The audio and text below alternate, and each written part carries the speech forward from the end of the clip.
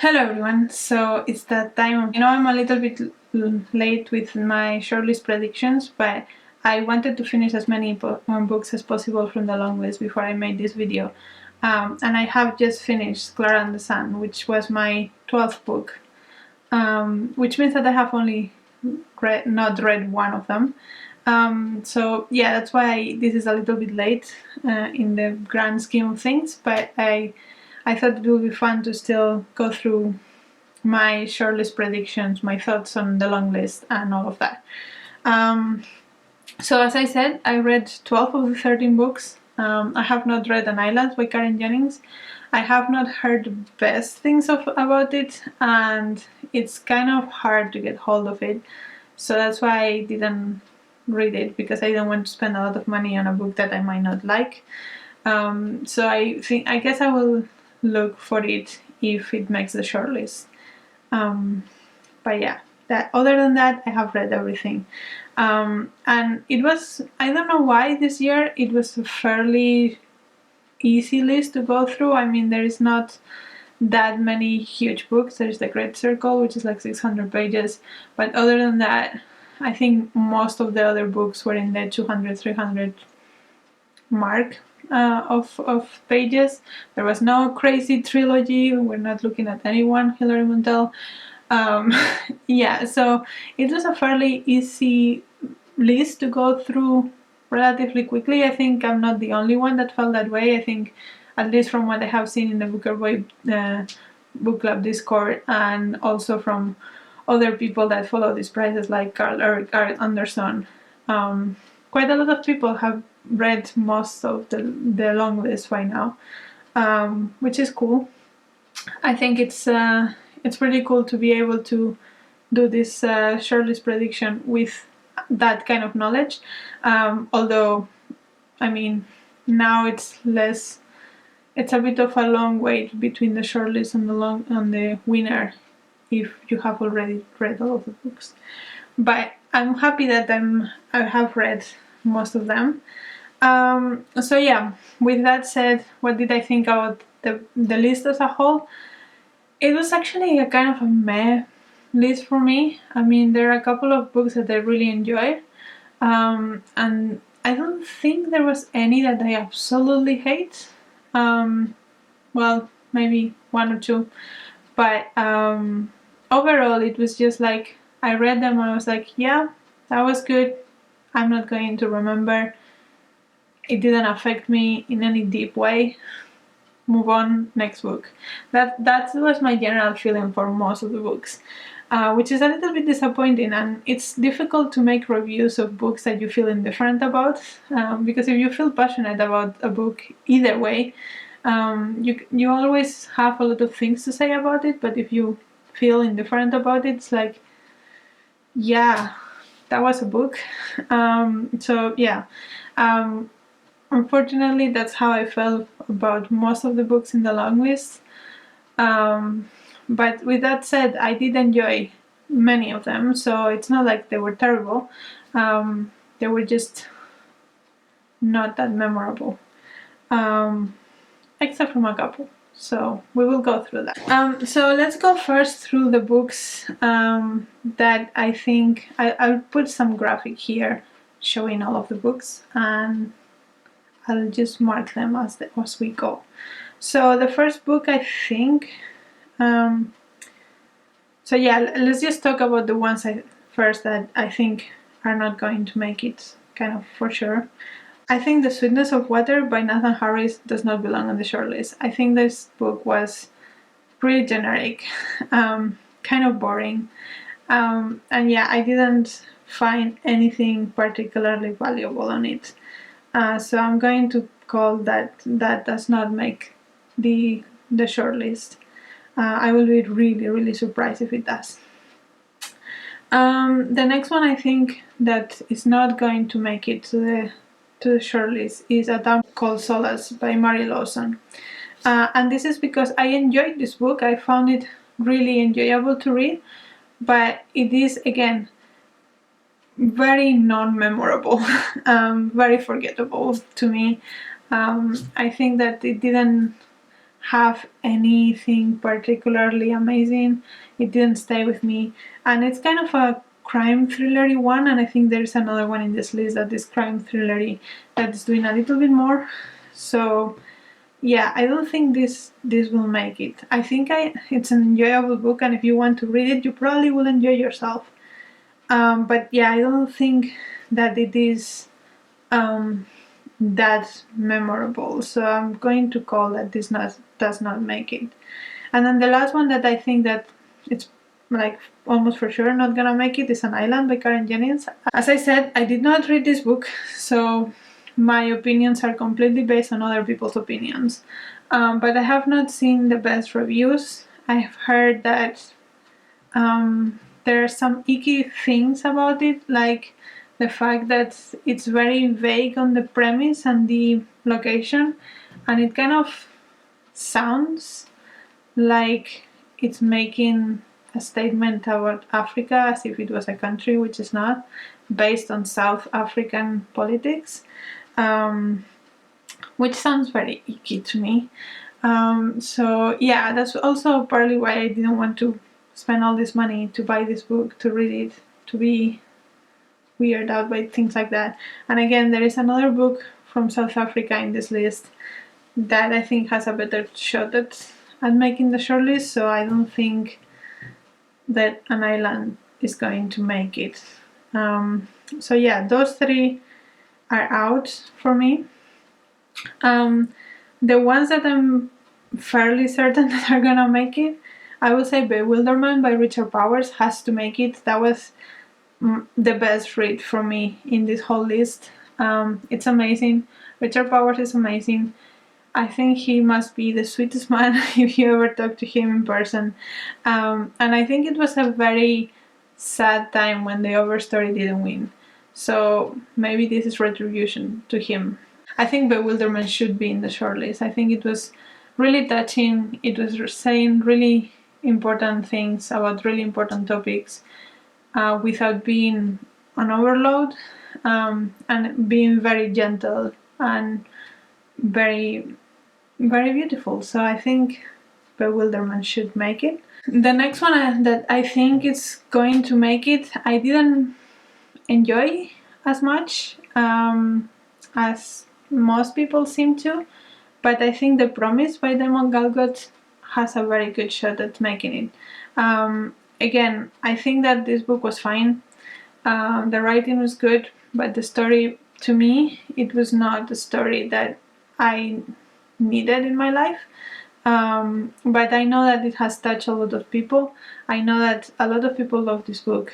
And I think that, again, from the two South African books in the list, this is the better one. And for some reason, they've put two South African books in there. So I would say it will make it to the shortlist. And then from here on, it's basically like all of the other books. I just feel very in between about. Like any of the other books could make it, and I would not be surprised.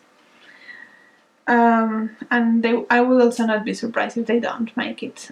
So it's really hard for me to go through them and choose, pick and choose things. But I'm going to try. So yeah, let's start with. I think that Clara Anderson is not going to make it. He has already won the Booker. He has won a Nobel Prize. I don't think this one is his best. I don't think his writing is the best, and I don't think the story is the best. It's still a good book. It's a very enjoyable book in my opinion, but I don't think it has that oomph to make it to the shortlist. So yeah, let's just take that one out. The next one, I think, I feel very conflicted about this, but I will say that The Passage North, it's also not going to make it. I would like it to make it because I actually enjoyed that one quite a bit. It has this very meandering stream of consciousness writing to it, and the story is, I mean, it does show the war in Sri Lanka and how that affects people. So it has a big story there, and it's able to make this writing like very mesmerizing and very compelling to me. But I am aware that not everyone felt like that about it, and I'm not sure it's memorable enough to make it to the shortlist. So I'm going to say that The Passage North is not going to make it either, even though it pains me because apart from Bewilderment, it is probably one of my favorites that I read. But yes. Then the next one that I think is not going to make it is The Great Circle by Maggie Shipstead. This is actually the first one I read from all of the lists, and I think again it was a very it's a good book. It has many layers and it has many things going on, but the writing itself was not amazing. I think the strength of this book was on the layers of the story, and traditionally the booker has looked for some special writing to be in the list, and the writing here was not the best. I struggled through some parts of this. I found them very boring at points, and I just don't think that this is gonna have that oomph to make it to the shortlist, even though I think it's a really good book and I would like to reread it sometime. I just don't think it's the kind of, it didn't give Booker book vibes to me. So I'm just going to say that was not gonna make it. And then, oh, this is hard.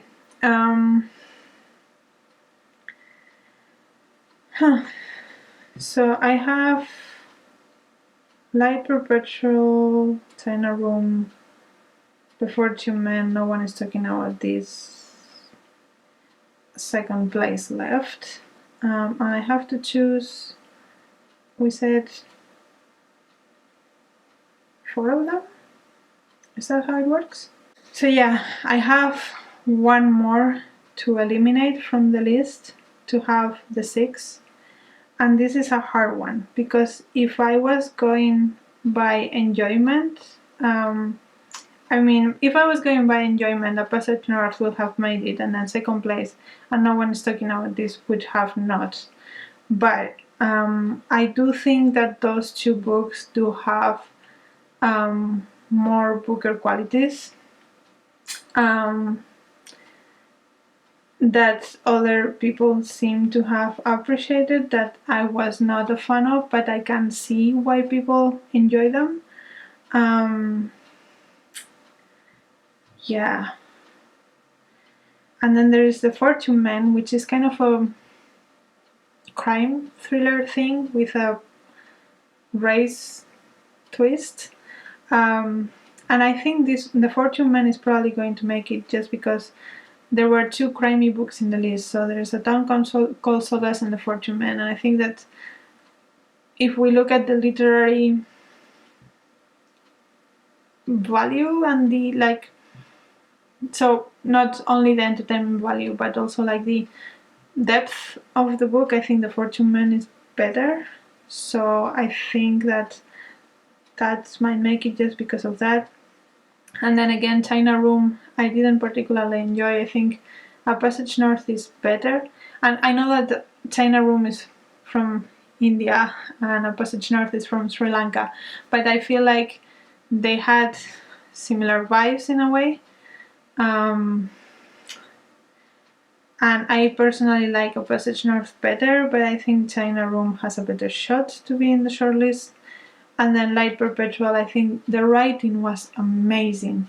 The story was, it was a mess, but the writing was amazing. So that one I feel very conflicted about, because I think that the writing should make it to the shortlist, but I just couldn't get past the fact that there was this supposed bomb that triggered the whole book, but that didn't really have an effect of any of the stories, and the stories were just messy.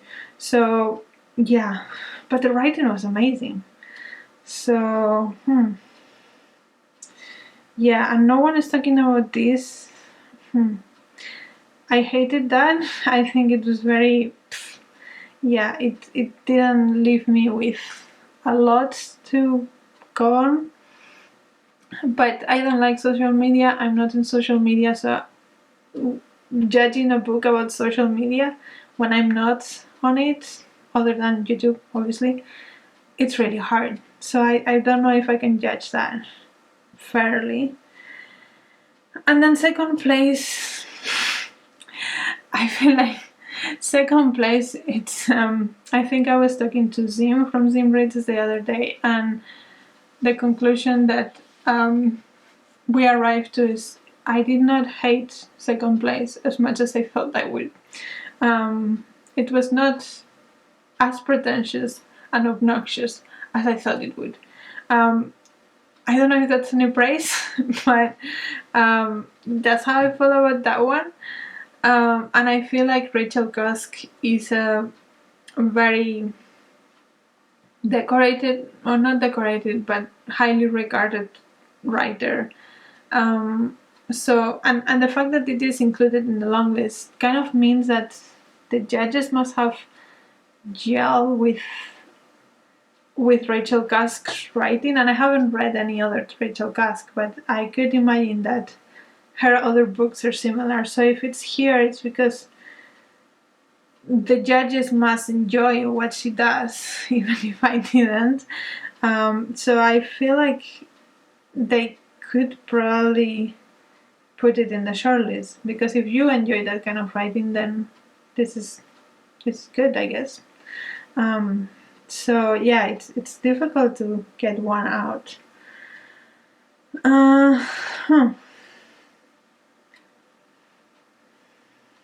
Should I just go with the one I enjoy the least and get done with it? Also, I don't know if you saw, but the Women's Prize for Fiction winner was announced, and it was Piranesi. No one is talking about this, which I don't know if that will have any effect, but yeah. Sorry if this is very boring, looking at me trying to figure out which one I'm going to take out. But it is really difficult, because yeah, all of them I have reasons to take them out and put them in. I think that based on this list, it feels kind of popular.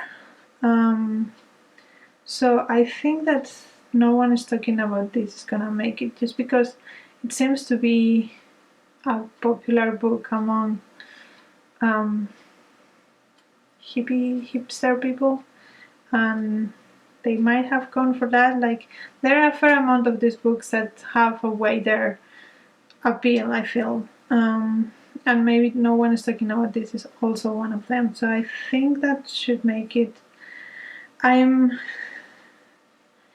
I think maybe China Room is not gonna make it by Sanjeev Sahota. I don't think it was anything special. I barely remember anything of that book anymore. But again, like, removing both South Asian authors from the list feels kind of wrong. But I just don't think that China Room is good enough. I think that, because, I mean, in terms of how good they are, it's probably like, like, for example, Light Perpetual. It had really good things and really bad things about it, whereas China Room, everything was kind of average. So I feel like maybe that goes against it. So yeah, I think I'm going to remove China Room from that list. What leaves me is Light Perpetual by Francis Spufford, Bewilderment by Richard Powers. The Fortune Men by Nadifa Muhammad. No One is Talking About This by Patricia Lockwood. The Promise by Damon Galgut. And Second Place by Rachel Cusk. As I said, I don't have a lot of faith on this prediction because I just feel like all of these books were like I have pros and cons for most of these books, so I don't know if any of these make sense. But there you go, you have predictions from me.